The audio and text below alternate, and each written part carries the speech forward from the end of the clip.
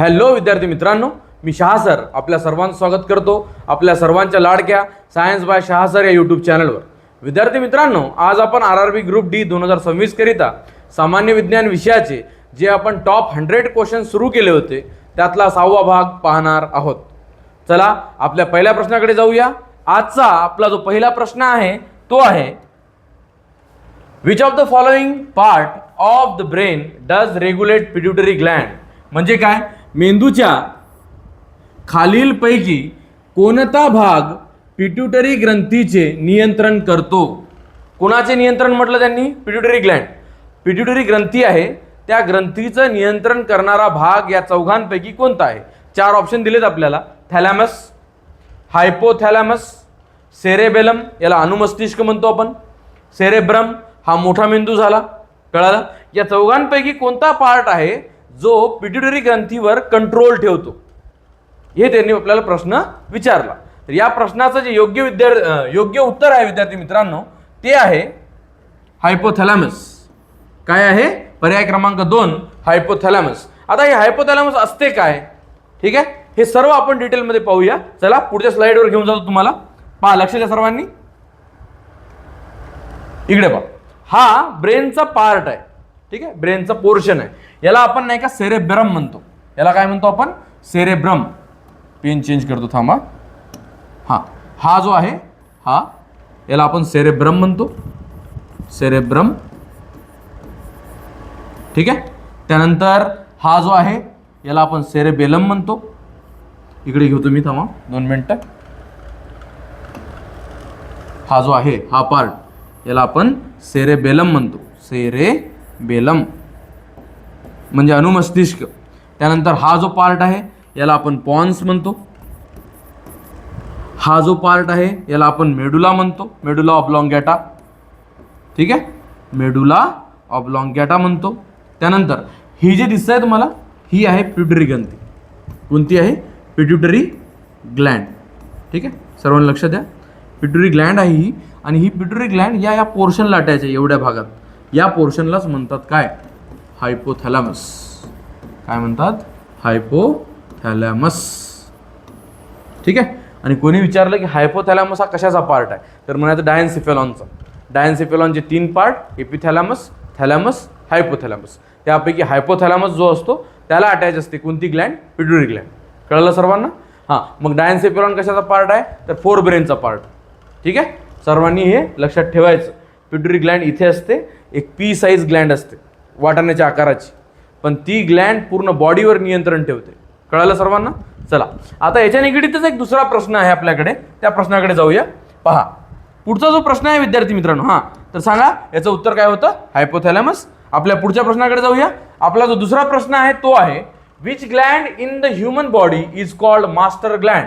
कोणत्या ग्लँडला master Gland म्हणतात असं त्यांनी आपल्याला विचारलं। या एवढ्या ग्लँड्स पैकी कोणती ग्लँड जी आहे ती कोणती आहे? मास्टर ग्लँड आहे म्हणून विचारत त्यांनी। मास्टर ग्रंथीचं नाव सांगा म्हणते। सर्वांनाच माहीत असलं पाहिजे, आपल्या बॉडीमध्ये एकच मास्टर ग्लँड आहे, तिचं नाव आहे पिट्युटरी। पिट्युटरीला काय म्हणतात? पीयूष ग्रंथी म्हणतात। काय म्हणतात? पीयूष ग्रंथी।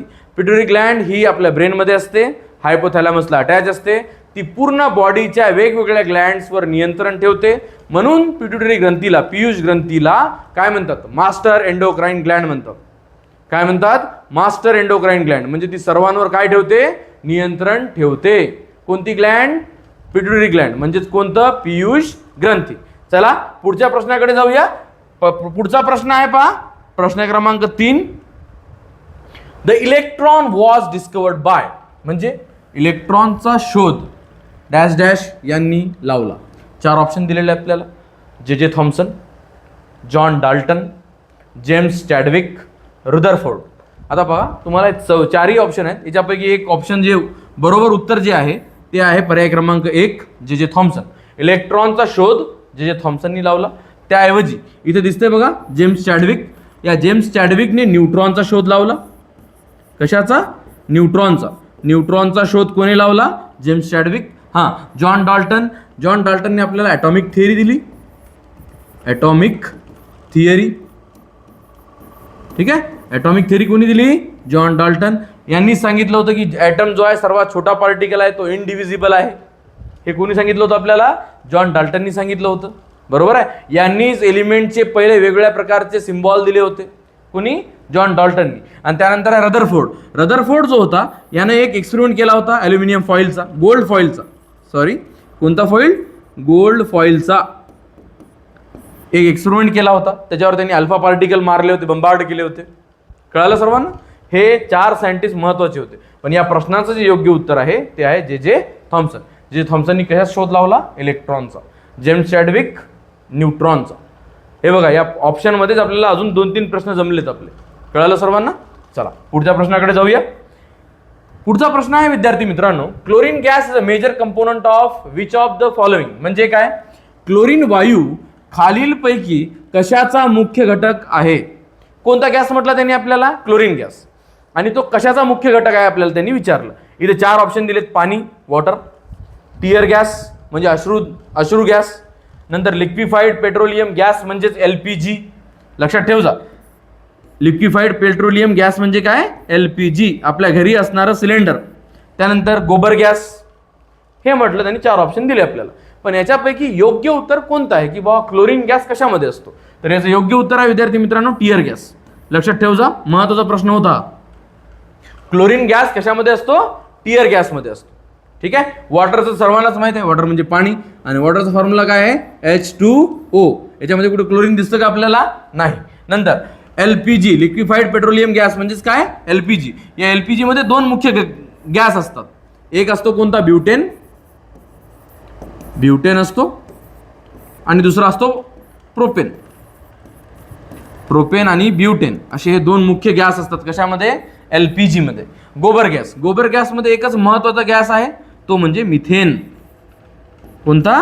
मिथेन. कळलं? आणि मिथेनचा फॉर्म्युला आहे CH4. मिथेन. गोबर गॅसमध्ये असणारा मुख्य गॅस कोणता? मिथेन. मिथेनचा फॉर्म्युला CH4. कळालं सर्वांना? तर या प्रश्नाचं योग्य उत्तर होतं पर्याय क्रमांक 2 टियर गॅस. पुढच्या प्रश्नाकडे जाऊया. विद्यार्थी मित्रांनो, या प्रश्नाकडे जाण्याऐवजी पहिले मी तुम्हाला एक सांगू इच्छितो की जे या चॅनलवर नवीन असतील त्या सगळ्या विद्यार्थ्यांनी जर का हा व्हिडिओ तुम्हाला उपयोगी वाटत असेल, आवडत असेल, तर माझ्या चॅनलला लाईक, शेअर आणि सबस्क्राईब करायला विसरू नका. आणि आपले जे काही मित्र असतील त्या मित्रांना शेअर करा. कळालं? याच्यात महत्त्वाचे काही मी प्रश्न घेतलेले आहेत, ते तुम्हाला 100% उपयोगी पडतील. चला पुढच्या प्रश्नाकडे जाऊया. आपला पुढचा प्रश्न होता the headquarter of UNESCO is at. चांगला प्रश्न आहे, अतिशय चांगला प्रश्न आहे. युनेस्कोचे मुख्यालय कुठे आहे? चांगला प्रश्न आहे. याचं मुख्यालय कुठे आहे? पर्याय क्रमांक 2 पॅरिसला आहे. कोणाचं? युनेस्कोचं. कोणी म्हणेल की युनेस्कोचं सर फुल फॉर्म तर सांगा. बघा या युनेस्कोचा फुल फॉर्म पहा. United nations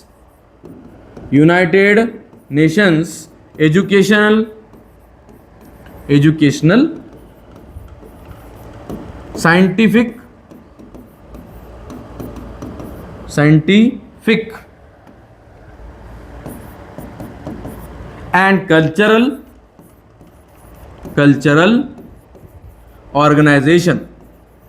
scientific and Cultural Organisation. ठीक आहे. United Nations Educational Scientific and Cultural organisation.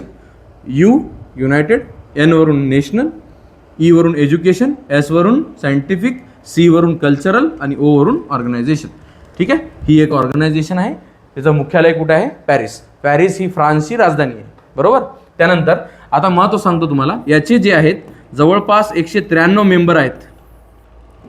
193 देश. किती? 193 देश युनेस्कोचे काय आहेत? मेंबर आहेत. त्यापैकी कोण कोण नाही आहे? नाही विचारलं. ठीक आहे. नाही. महत्त्वाचे 2 देश सांगतो जे युनेस्कोचे मेंबर नाही आहेत. एक आहे USA, United states of America, आणि दुसरा आहे इस्रायल. ठीक आहे. इस्रायल म्हणतो आपण त्याला. इस्रायल आणि USA हे युनायटेड नेशन UN चे मेंबर आहेत, पण युनेस्कोचे मेंबर नाहीत. कोण कोण? USA आणि इस्रायल. इंडिया हा युनेस्कोचा मेंबर आहे. इंडिया, आपला भारत हा युनेस्कोचा एक सहभागी देश आहे, त्याचा मेंबर आहे. कळालं? एक देश आहे बघा, फलस्तीन, पॅलेस्टाईन म्हणतात त्याला, पॅलेस्टाईन. पॅलेस्टाईन जो आहे तो युएनचा मेंबर नाहीये, पण युनेस्कोचा मेंबर आहे, हा आहे. कळालं? हे अतिशय महत्वाचे मी तुम्हाला माहिती सांगितली. बघा काय म्हटलं मी तुम्हाला, किती देश आहेत? 193 देश जे आहेत ते युनेस्कोचे मेंबर आहेत. याचं जे मुख्यालय आहे ते कुठे आहे? पॅरिसला. पॅरिस ही राजधानी आहे कोणाची? फ्रान्स. चला पुढच्या प्रश्नाकडे जाऊया. आपला पुढचा प्रश्न आहे विद्यार्थी मित्रांनो, which blood group is universal acceptor? म्हणजे काय? कोणता रक्तगट सार्वत्रिक स्वीकारणारा आहे, म्हणजे सगळ्यांकडून तो रक्त घेऊ शकतो असा व्यक्ती कोण? त्याचा ब्लड ग्रुप काय? त्याचा ब्लड ग्रुप राहील AB पॉझिटिव्ह. काय राहील? AB positive. सर्वांनी लक्षात ठेवायचं, AB पॉझिटिव्ह हा असा ब्लड ग्रुप आहे की तो सर्वांकडून काय करू शकतो? रक्त घेऊ शकतो. आणि मग जर का विचारला असता डोनर कोणता आहे, तर डोनर युनिव्हर्सल डोनर विचारला असता आपल्याला, युनिव्हर्सल डोनर, तर म्हटलं असतं आपण O निगेटिव्ह. O निगेटिव्ह जो आहे हा युनिव्हर्सल डोनर आहे, म्हणजे तो कोणालाही काय करू शकतो? रक्त देऊ शकतो. आणि कोणाहीकडून रक्त घेऊ शकणारा कोणता आहे? AB positive. हा युनिव्हर्सल ऍक्सेप्टर आहे, हा युनिव्हर्सल डोनर आहे. कळालं? चला, ब्लड ग्रुप किती असतात? 4. AB आणि O असे 4 ब्लड ग्रुप. मग यांचे सगळ्यांचे प्रकार positive negative, positive negative, positive negative, positive negative. ठीक आहे? पॉझिटिव्ह कशावर म्हणतो आपण? जर त्याच्यावर RH फॅक्टर असेल तर तो पॉझिटिव्ह, नसेल तर निगेटिव्ह. कळालं? अँटीजन A आहे आणि RH फॅक्टर सुद्धा आहे, तर त्याचं मग ब्लड ग्रुप झालं A पॉझिटिव्ह. एखादा व्यक्ती आहे त्याच्या RBCच्या वर अँटीजन B आहे, अँटीजन कोणता आहे? B आहे, आणि RH फॅक्टर सुद्धा आहे, मग त्याचं ब्लड ग्रुप होईल B पॉझिटिव्ह. एखादा व्यक्ती आहे त्याच्यावर अँटीजन A ही नाही, B ही नाही, पण RH फॅक्टर आहे, मग त्या व्यक्तीचा ब्लड ग्रुप होईल O पॉझिटिव्ह. असा एखादा व्यक्ती आहे त्याच्या RBCच्या वर ना अँटीजन A आहे, ना B आहे, ना RH फॅक्टर आहे, तो असेल O निगेटिव्ह. कळालं? आणि हाच युनिव्हर्सल डोनर आहे, म्हणजे हा कोणालाही रक्त देऊ शकतो. चला पुढच्या प्रश्नाकडे जाऊया विद्यार्थी मित्रांनो. पुढचा प्रश्न आहे, the major ingredient of sweet and soft drink is, म्हणजे काय? गोड पेय जे असतात मधील प्रमुख घटक कोणता आहे? गोड पेय जे आपण सोडा गिडा पितो का, त्याच्यामधला प्रमुख घटक कोणता आहे? Carbonated water, hydrochloric acid, phosphoric acid, caffeine. तर याच्यामधलं जे पर्याय क्रमांक 1 आहे ते योग्य उत्तर आहे. कोणतं? Carbonated water. सगळ्या सॉफ्ट ड्रिंक मध्ये कार्बोनेटेड वॉटरच राहते. कार्बोनेटेड वॉटर म्हणजे याच्यामध्ये कार्बोनिक ऍसिड राहते. ठीक आहे? H2CO3 म्हणजे कोणता acid? Carbonic acid. Carbonic acid राहते याच्यामध्ये. कळालं? कार्बोनिक ऍसिड म्हणतात. हायड्रोक्लोरिक ऍसिडचा फॉर्म्युला काय? HCl, आणि हे टॉयलेट क्लीनर म्हणून वापरलं जातं. ठीक आहे? त्यानंतर फॉस्फोरिक ऍसिडचा फॉर्म्युला H3PO4. H3PO4 हा आपल्या DNA मध्ये असतो. कशामध्ये असतो? DNA मध्ये फॉस्फोरिक ऍसिड. कळालं? आणि caffeine, caffeine is a main ingredient of coffee.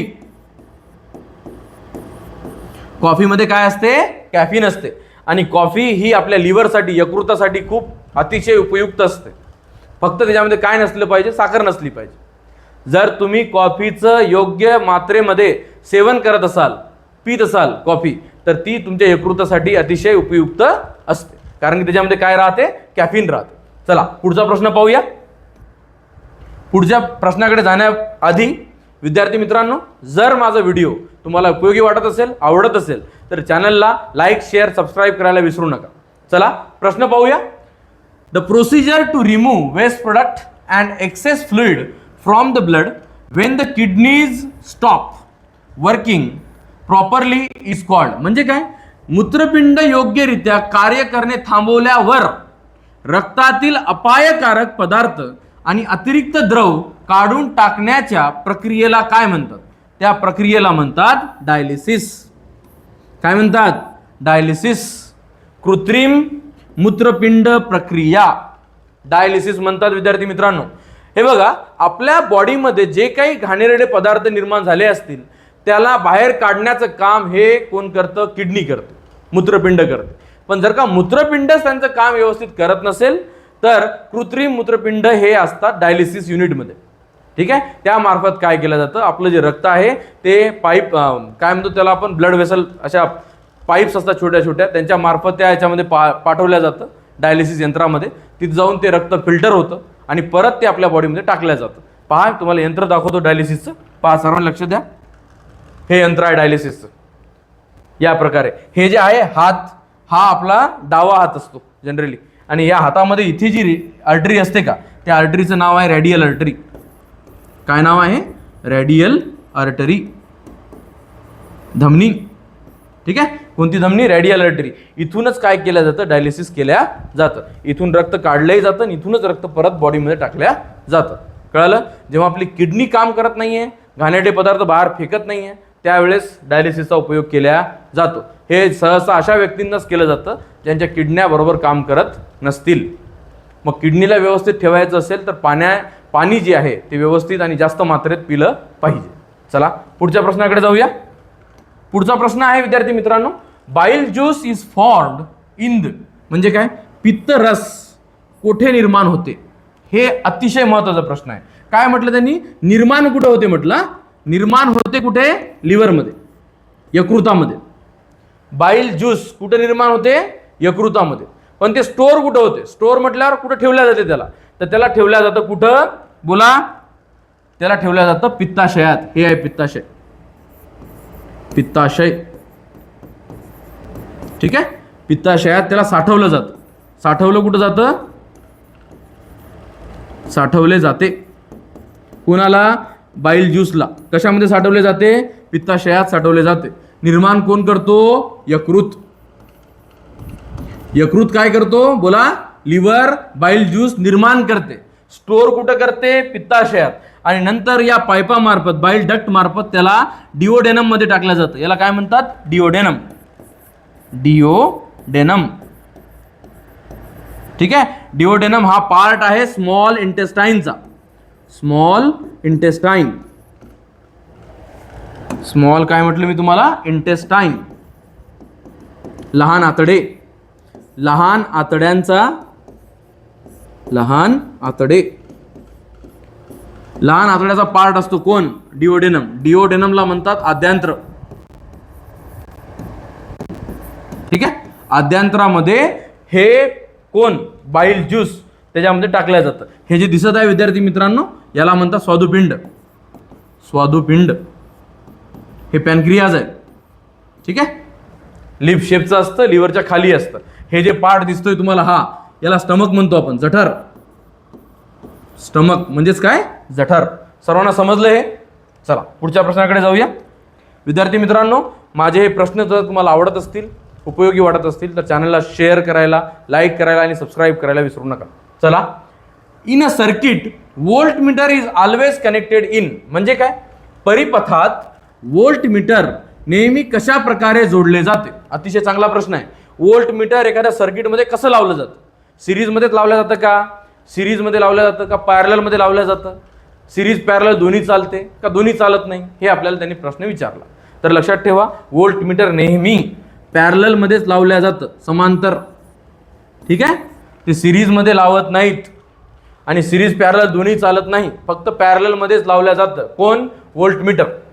ठीक आहे, कळालं सर्वांना? व्होल्टमीटर व्होल्टेजसाठी असतं आणि तो काय करतो? इंटरनल रेझिस्टन्स हाय करतो. त्यामुळे त्याला उपयोग केला जातो. कोणाचा? व्होल्टमीटरचा उपयोग केला जातो. कळालं? आणि ते कशासाठी लावलं जातं? व्होल्टमीटर पॅरललमध्ये लावलं जातं आणि त्याच्या मागे लावण्याचं कारण काय? की तो इंटरनल रेझिस्टन्स हाय ठेवतो म्हणून. चला पुढच्या प्रश्नाकडे जाऊया. पुढचा प्रश्न आहे, लायकेन इज अ कॉम्बिनेशन ऑफ, म्हणजे काय? लायकेन हे यांचे मिश्रण आहे. कोणाकोणाचे मिश्रण आहे? पहा, पहिला पर्याय दिला अल्गी आणि फंगस, नंतर अल्गी आणि बॅक्टेरिया, बॅक्टेरियम आणि फंगस, बॅक्टेरियम आणि जिम्नोस्पर्म. विद्यार्थी मित्रांनो, पहिलाच प्रश्न जे आहे, पहिला पर्याय जो आहे तोच बरोबर आहे. अल्गी. अल्गी म्हणजे शैवाळ. शैवाळ. आणि फंगस म्हणजे कवक. या दोघांचं सिम्बायोटिक कॉम्बिनेशन राहतं कोण? लायकेन. ठीक आहे, हे लायकेन अशा प्रकारचे दिसतात बघा, दगडांवर राहत. आणि याच्यापासूनच लिटमस पेपर बनवला जातो. लिटमस पेपर आपण टेस्ट करण्यासाठी वापरतो, ऍसिड आहे का बेस आहे ओळखण्यासाठी. कळालं? तिथे त्यामध्ये लायकेन वापरला जातो. पुढचा प्रश्न पहा विद्यार्थी मित्रांनो. 1665 मध्ये पेशीचा शोध कोणी लावला? म्हणजे काय? हु डिस्कवर्ड सेल इन 1665? म्हणजे पेशीचा शोध 1665 मध्ये कोणी लावला? रॉबर्ट हुकनी लावला. कळालं? रॉबर्ट हुकनी. हा, कशामध्ये? Cork cell. कशामध्ये? कॉर्क सेल मध्ये लावला. ती कोणत्या प्रकारची सेल होती? डेड सेल, मृत होती, मृत. कळालं? मेलेल्या सेल मध्ये ओळखलं होतं त्यानं सेल. म्हणजे जिवंत जर का विचारलं तर म्हणायचं मग काय? लिव्हनहॉक. कळालं? जिवंत मध्ये विचारलं तर लिव्हनहॉक म्हणायचं. डेड सेल म्हटलं तर काय म्हणायचं? Robert Hooke. आणि रॉबर्ट हुकने सेलची डिस्कवरी कधी केली होती? 1665 मध्ये. चला विद्यार्थी मित्रांनो, हे माझं सेशन जर तुम्हाला आवडलं असेल तर चॅनलला लाईक, शेअर आणि सबस्क्राईब करायला विसरू नका. धन्यवाद.